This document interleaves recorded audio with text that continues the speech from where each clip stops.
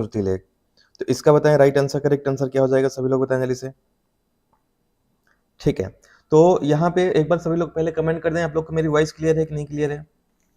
तो देखिए इसका जो राइट आंसर हो जाएगा आपका, राइट आंसर हो जाएगा आपका ए, सॉरी सी हो जाएगा। सी ऑप्शन इसका राइट आंसर हो जाएगा। विचार गोष्ठी और दिया गया कार्य इसका राइट आंसर हो जाएगा। विचार गोष्ठी का मतलब क्या होता है, छात्र आपस में क्या करेंगे, विचारों का आदान प्रदान करेंगे, ठीक है, और उससे ही रिलेटेड उनको क्या दिया जाता है, कार्य दिया जाता है। तो क्या कहलाएगा आपका विचार गोष्ठी और दिया गया कार्य, ठीक है। तो राइट आंसर क्या हो जाएगा, सी इसका बिल्कुल करेक्ट आंसर हो जाएगा। नेक्स्ट अगले क्वेश्चन पे आते हैं। परिकल्पना को बार बार परीक्षण करने से गलत नहीं पाया जाता है, तो वह एक क्या है, कानून है, खोज है, सिद्धांत है, या मूल संकल्पना है। तो क्या है बताएं, राइट आंसर, करेक्ट आंसर क्या हो जाएगा इसमें आपका, करेक्ट आंसर क्या हो जाएगा इसमें आपका। तो ध्यान रखना, परिकल्पना को बार बार परीक्षण करने से गलत नहीं पाया जाता है, तो क्या कहलाएगा, वह कहलाता है आपका सिद्धांत कहलाएगा। तो राइट आंसर क्या हो जाएगा, राइट आंसर आपका सी इसका बिल्कुल करेक्ट आंसर हो जाएगा। ठीक है, राइट आंसर क्या हो जाएगा आपका, सी हो जाएगा इसमें। ठीक है, प्रतिभा गुड आफ्टरनून। आवाज सबको मेरे क्लियर है ना, कमेंट कर दें एक बार सभी लोग, करेक्ट आंसर क्या हो जाएगा इसमें। हाँ ठीक है, क्लियर है आवाज, कोई दिक्कत नहीं है। चलिए अब हमेशा ध्यान रखिएगा, सिद्धांत के साथ जो है प्रायोगिक अनुभव जुड़ा होता है, क्योंकि सिद्धांत जो दिए जाते हैं वो प्रयोग करके अनुभव के आधार पे दिए जाते हैं। तो राइट आंसर क्या हो जाएगा आपका, सी हो जाएगा। नेक्स्ट क्वेश्चन पे आते हैं। ये आपका क्वेश्चन ईवीएस का काफी इंपॉर्टेंट है और बार बार पूछा जाता है क्वेश्चन। निम्नलिखित में से ग्रीन हाउस गैस कौन सी नहीं है, बताएं। मीथेन, हीलियम, कार्बन डाइऑक्साइड या नाइट्रस ऑक्साइड। तो बताएं कौन सा इसमें है जो ग्रीन हाउस गैस नहीं आता है। ठीक है, तो यहाँ पे आपको ध्यान रखना है, ग्रीन हाउस गैस के अंतर्गत जो नहीं आएगा वो हो जाएगा आपका helium. Helium green house gas के अंतर्गत नहीं आता है ये। ठीक है, ग्रीन हाउस गैस क्या होती हैं, वह गैस जो क्या करती हैं, ये वातावरण को गर्म करने में, यानी ग्लोबल वार्मिंग में जो आपके भूमिका निभाती हैं, वो क्या कहलाएंगे, ग्रीन हाउस गैसेस कहलाती हैं। उसमें ये हीलियम ये नहीं आएगा। ठीक है, तो सबसे अधिक कौन करता है इसमें, देखिए कार्बन डाइऑक्साइड हो गया आपका इसमें, ठीक है, नाइट्रस ऑक्साइड भी है, मीथेन भी इसमें होता है इसमें, इसके अलावा क्लोरोफ्लोरोकार्बन जो आता है ये भी इसके अंतर्गत आ जाता है ना, क्लोरोफ्लोरो कार्बन आ जाएगा इसमें आपका, है ना। इसके अलावा आपका जलवाष्प आ जाता है। ये सब क्या है आपका, ग्रीन हाउस गैस के अंतर्गत ही आ जाते हैं। नेक्स्ट, निम्नलिखित में से किस स्थलाकृति का निर्माण हिमानी से हुआ है, बताएं। लेपीज, यू आकार की घाटी, वी आकार की घाटी या जलप्रपात। तो किस स्थलाकृति का निर्माण हिमानी से हुआ है, बताएं। राइट आंसर, करेक्ट आंसर क्या हो जाएगा आपका ये। ठीक है, तो यहाँ पे आपको ध्यान रखना है, हिमानी यानी कि ग्लेशियर से, ग्लेशियर से जो है किस स्थलाकृति का निर्माण होता है, तो ये होता है आपका राइट आंसर हो जाएगा यू आकार की घाटी का जो निर्माण होता है ये आपका ग्लेशियर से ही होता है। ठीक है, तो राइट आंसर क्या हो जाएगा आपका बी। ठीक है, चलिए नेक्स्ट क्वेश्चन पे आते हैं, अगले क्वेश्चन पे आ जाते हैं इस पे। निम्नलिखित में से कौन सी नदी बंगाल की खाड़ी में गिरती है, बताएं। बंगाल की खाड़ी में कौन सी यहाँ पे नदी गिरती है, बताएं। ताप्ती नदी, नर्मदा नदी, सुवर्ण रेखा नदी या फिर सिंधु नदी। तो करेक्ट आंसर, राइट आंसर क्या हो जाएगा, बताएं सभी लोग। तो यहाँ पे आपको ध्यान रखना है कि बंगाल की खाड़ी में जो नदी गिरती है ये कौन सी नदी आपकी, स्वर्ण रेखा नदी है, यानी सुवर्ण रेखा नदी। तो राइट आंसर क्या हो जाएगा, सी ऑप्शन इसका बिल्कुल करेक्ट आंसर हो जाएगा आपका ये। ठीक है, और ये कहाँ से निकलती है, तो ध्यान रखना ये झारखंड से है ना, यहाँ पे झारखंड एक राज्य आता है, तो वहीं से ये निकलती है और फिर बंगाल की खाड़ी में जाके गिर जाती है इसमें। ठीक है, चलिए नेक्स्ट क्वेश्चन पे आते हैं, अगले क्वेश्चन पे आ जाते हैं इस पे। राकेश कक्षा 5 पर्यावरण विज्ञान शिक्षक द्वारा दिए गए कार्य को समय से प्रस्तुत नहीं करता है, अतः सबसे उपयुक्त सुधारात्मक उपाय क्या हो सकता है, बताएं। प्रधानात्मक की जानकारी में लाना, या खेल की कक्षा में जाने पे प्रतिबंध लगाना, उसकी अनियमितताओं के कारण जानकर उसे सही मार्गदर्शन देना, या सभी। तो ये बताएं इसमें करेक्ट आंसर क्या हो जाएगा आपका। तो ध्यान रखना इसका राइट आंसर, करेक्ट आंसर क्या हो जाएगा, राइट आंसर हो जाएगा आपका उसकी अनियमितताओं के कारण को जानकर उसे सही मार्गदर्शन देना, ये सही आंसर हो जाएगा। तो सभी नहीं आएगा, राइट आंसर क्या हो जाएगा आपका, सी ऑप्शन इसका बिल्कुल करेक्ट आंसर हो जाएगा आपका ये। ठीक है, नेक्स्ट अगले क्वेश्चन पे आते हैं। कौन सा सागर यूरोप को अफ्रीका से अलग करता है, यूरोप को अफ्रीका से कौन सा अलग करता है, ये मैं अभी एक या दो दिन पहले ही बताया हूँ आप लोग को, अगर याद होगा तो। लाल सागर, काला सागर, भूमध्य सागर या अरब सागर। तो कौन अलग करता है बताएं, करेक्ट आंसर क्या हो जाएगा इसमें आपका। ठीक है, तो यहाँ पे जो राइट आंसर करेक्ट आंसर क्या हो जाएगा, तो राइट आंसर हो जाएगा इसमें आपका भूमध्य सागर, है ना। तो ये मैंने आपको बताया था पहले, ये यूरोप आता है और यूरोप के बीच में कौन सा आता है आपका, ये भूमध्य सागर। फिर इसके बाद कौन सा महाद्वीप आ जाएगा, तो ये आ जाएगा आपका अफ्रीका महाद्वीप।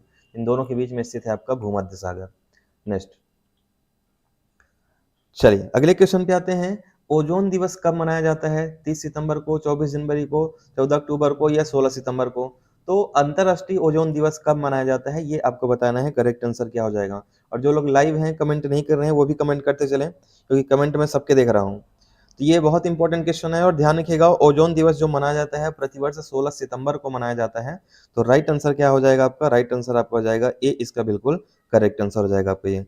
कब से मनाना शुरू हुआ है, तो ध्यान रखना 1994 से ये मनाना शुरू किया गया है। और किसने मनाना शुरू किया था, यूएनओ के द्वारा ये शुरू किया गया था इसमें। ठीक है, ये आपको ध्यान रखना है इसमें। चलिए नेक्स्ट क्वेश्चन पे आते हैं, अगले क्वेश्चन पे। किसी खाद्य श्रृंखला में शाकाहारी होते हैं, प्राथमिक उत्पाद होते हैं, प्राथमिक उपभोक्ता, द्वितीयक उपभोक्ता या घाटनकर्ता। तो शाकाहारी किसके अंतर्गत आते हैं, बताएं, करेक्ट आंसर क्या हो जाएगा आपका।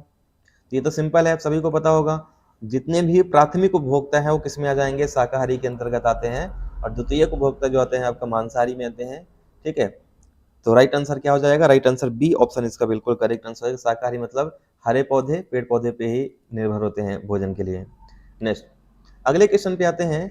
पारिस्थितिक तंत्र के तत्वों के चक्रण को क्या कहते हैं, बताएं, रासायनिक चक्र, जैव भू रासायनिक चक्र, भू रासायनिक चक्र या भूगर्भीय चक्र। पारिस्थितिकी तंत्र के तत्वों के चक्रण को क्या कहते हैं, इसका करेक्ट आंसर, राइट आंसर क्या हो जाएगा, बताएं। तो ये जो रहता है ये क्या कहलाता है, तो ध्यान रखना, ये कहलाता है जैव भू रासायनिक चक्र कहलाता है। तो राइट आंसर क्या हो जाएगा, राइट आंसर क्या हो जाएगा, बी हो जाएगा आपका। ठीक है, चलिए, तो करेक्ट आंसर क्या हो जाएगा, करेक्ट आंसर बी हो जाएगा। नेक्स्ट क्वेश्चन पे आते हैं। निम्नलिखित में से कौन सा न्यूनतम पर्यावरण प्रदूषण उत्पन्न करता है, डीजल, पेट्रोल, कोयला या हाइड्रोजन। तो सबसे कम पर्यावरण प्रदूषण कौन उत्पन्न करता है, बताएं, करेक्ट आंसर क्या हो जाएगा आपका। तो हम सभी को पता है कि सबसे कम जो प्रदूषण फैलाता है वो हो जाएगा हाइड्रोजन, क्योंकि डीजल, पेट्रोल, कोयला इन सबसे प्रदूषण काफी होता है, हाइड्रोजन से ना के बराबर होता है, नाम मात्र का केवल होता है। ठीक है, नेक्स्ट, अगला है, ये काफी इंपॉर्टेंट क्वेश्चन है आपका। संकटग्रस्त जंतु दैत्याकार पांडा कहाँ पाया जाता है, बताएं, चीन में, भारत में, अमेरिका में, रूस में। मैं हिंट दे दे रहा हूँ, ये जो ज्यादातर पाए जाते हैं ये ठंडे इलाकों में पाए जाते हैं। ठीक है, तो बताएं जल्दी से, दैत्याकार पांडा कहाँ पे पाया जाता है, तो ये जो पाया जाएगा करेक्ट आंसर हो जाएगा, ये पाया जाता है चीन में। कहाँ पाया जाता है यार, चाइना में पाया जाता है। ठीक है, और राइट आंसर क्या हो जाएगा, राइट आंसर आपका सी हो जाएगा इसमें आपका। ठीक है, और यह विशालकाय जो जीव है ये बिल्ली और भालू का मिश्रण बताया जाता है ना, दोनों के गुण इसमें पाए जाते हैं पांडा में। ठीक है, ज्यादातर जो पाए जाते हैं तिब्बत के हिमालय क्षेत्र में पाए जाते हैं ये। चलिए नेक्स्ट क्वेश्चन पे आते हैं, अगले क्वेश्चन पे। किस गैस के कारण भोपाल गैस त्रासदी हुई थी, बताएं, chlorofluorocarbon, nitrous oxide, methyl isocyanide या कार्बन डाइऑक्साइड। तो यहाँ पे भोपाल गैस त्रासदी जो हुई थी किस गैस के कारण हुई थी, ये फटाफट बताएं, करेक्ट आंसर क्या हो जाएगा आपका। तो ध्यान रखना, भोपाल गैस त्रासदी जो हुई थी ये आपका हुआ था मिथाइल आइसोसाइनाइड के कारण हुआ था, और 2-3 दिसंबर 1984 को यह घटना घटी थी भोपाल में। ठीक है, तो राइट आंसर क्या हो जाएगा, राइट आंसर सी इसका बिल्कुल करेक्ट आंसर हो जाएगा। नेक्स्ट, जो लोग लाइव हैं कमेंट करते चले, है ना, कमेंट में सबके देख रहा हूँ। किस देश में क्रिसमस का त्योहार गर्मियों में मनाया जाता है। ठीक है, वैसे तो ठंडी में होता है, दिसंबर में होता है, लेकिन गर्मी में जो है क्रिसमस का त्योहार कहाँ मनाया जाता है, ये आपको बताना है, करेक्ट आंसर क्या हो जाएगा आपका ये।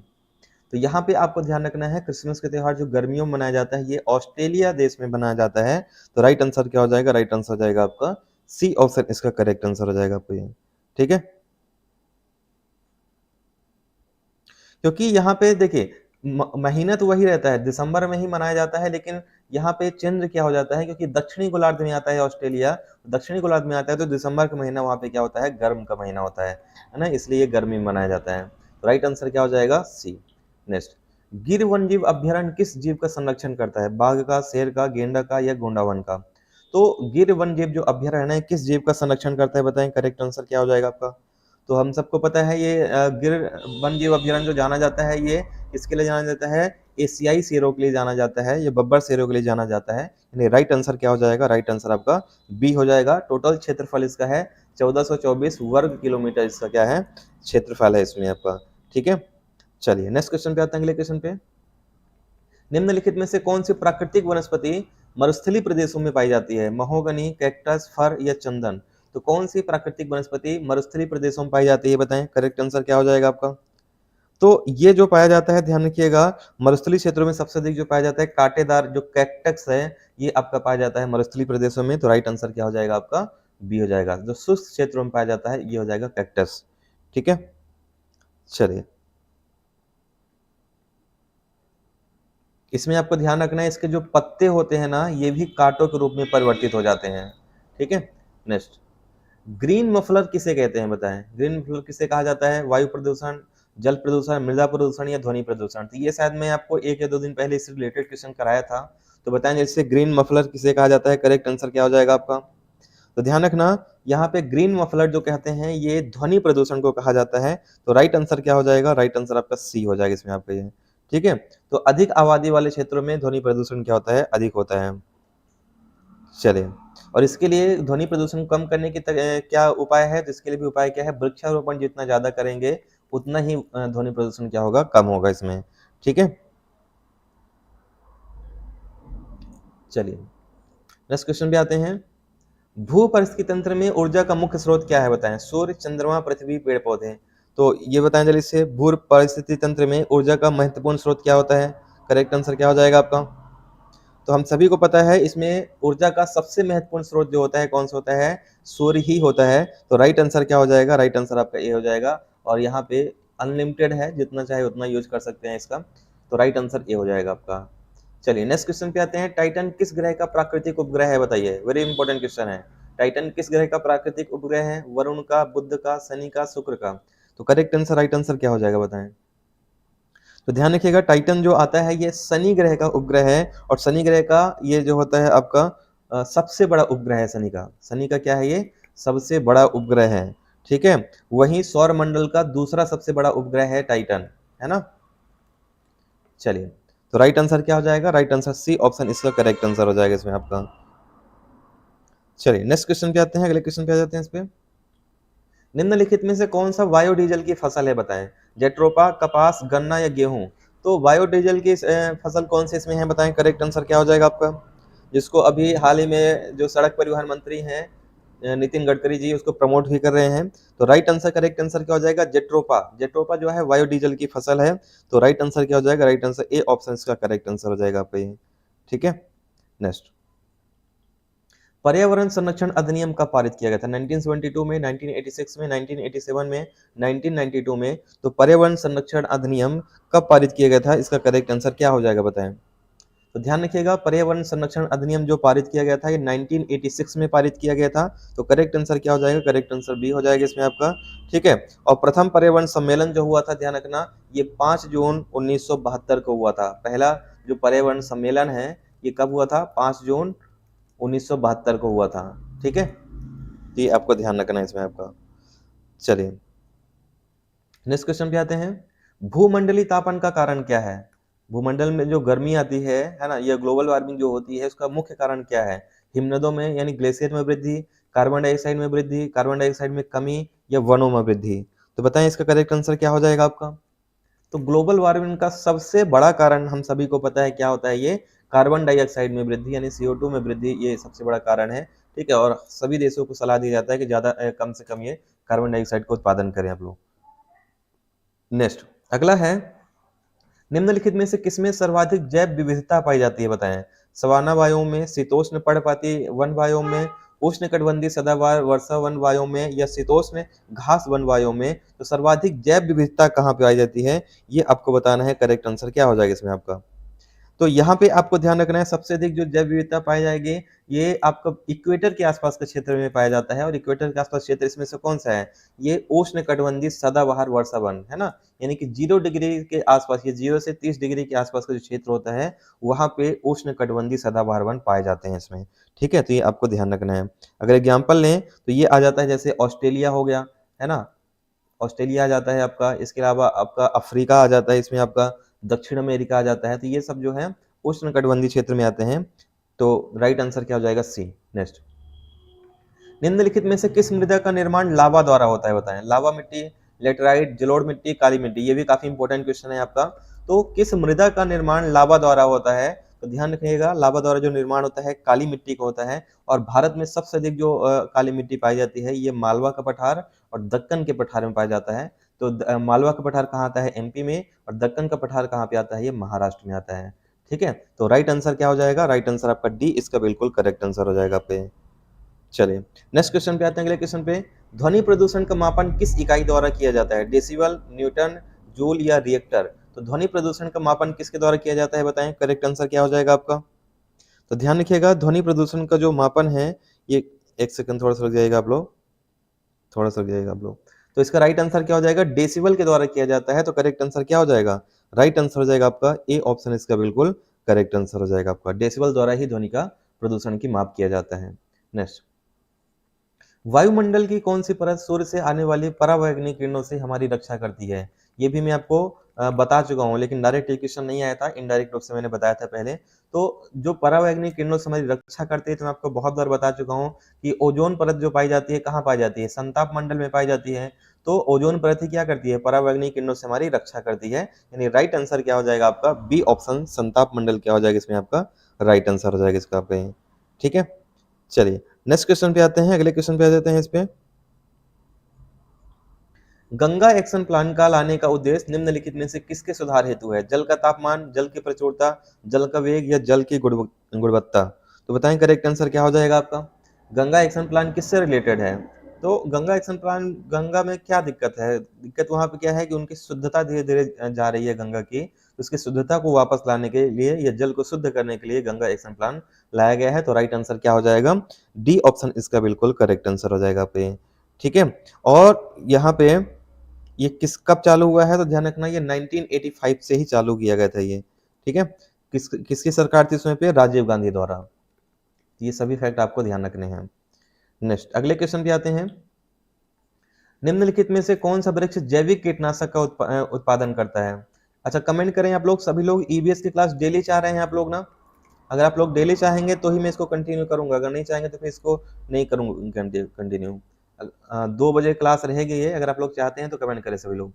तो कौन सा वृक्ष जैविक कीटनाशक का उत्पादन करता है? तो ध्यान रखिएगा, ये जो करता है जैविक कीटनाशक का उत्पादन करता है नीम। तो राइट आंसर क्या हो जाएगा? राइट आंसर आपका ए इसका बिल्कुल करेक्ट आंसर हो जाएगा आपके इसमें। ठीक है, नेक्स्ट अगले क्वेश्चन पे आते हैं। प्लेग क्या है बताएं?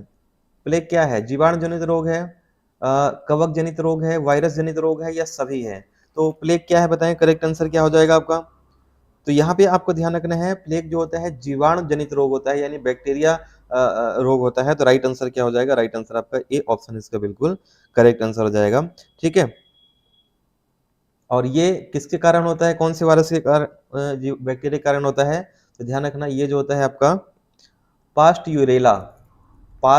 यूरेला पस्टिस नामक जीवाणु के कारण होता है ये। ठीक है, ये आपको ध्यान रखना है। इससे क्या होता है? इससे क्या होता है? आपका फेफड़ा प्रभावित होता है। प्लेग से क्या होता है? मनुष्य का फेफड़ा प्रभावित होता है। ठीक है, और इसका वाहक किसको माना जाता है? किसके कारण फैलता है? तो ये चूहे के कारण फैलता है। ठीक है, तो ये भी सारे फैक्ट आपको अच्छे तरीके से ध्यान रखना है। तो उम्मीद करता हूँ आज की क्लास आपको पसंद आई होगी। इसी तरीके से टॉप 30 क्वेश्चन जो प्रीवियस क्वेश्चन में पूछे गए हैं विथ डिटेल के साथ डेली हम क्लास में लेके आएंगे दोपहर 2 बजे। तो अगर आप लोग को क्लास से पसंद आती है तो डेली आप लोग ये ज्वाइन किया करें। इसका पीडीएफ आपको 15 मिनट में अभी आपको मिल जाएगा व्हाट्सएप पे 9630828149 पे, है ना? यहाँ पे आपको 15 मिनट में इसका पीडीएफ मिल जाएगा। तो डेली इसी तरह से आपको पीडीएफ भी मिलता रहेगा, क्लास भी चलती रहेगी। थैंक यू एवरीवन, धन्यवाद सभी को। क्लास अगर पसंद आई है तो प्लीज़ लाइक करिएगा, पसंद नहीं आई है तो डिसलाइक कर दीजिएगा, साथ में फीडबैक भी दीजिएगा कि कौन सी चीज़ आपको पसंद नहीं आई। थैंक यू एवरीवन, धन्यवाद।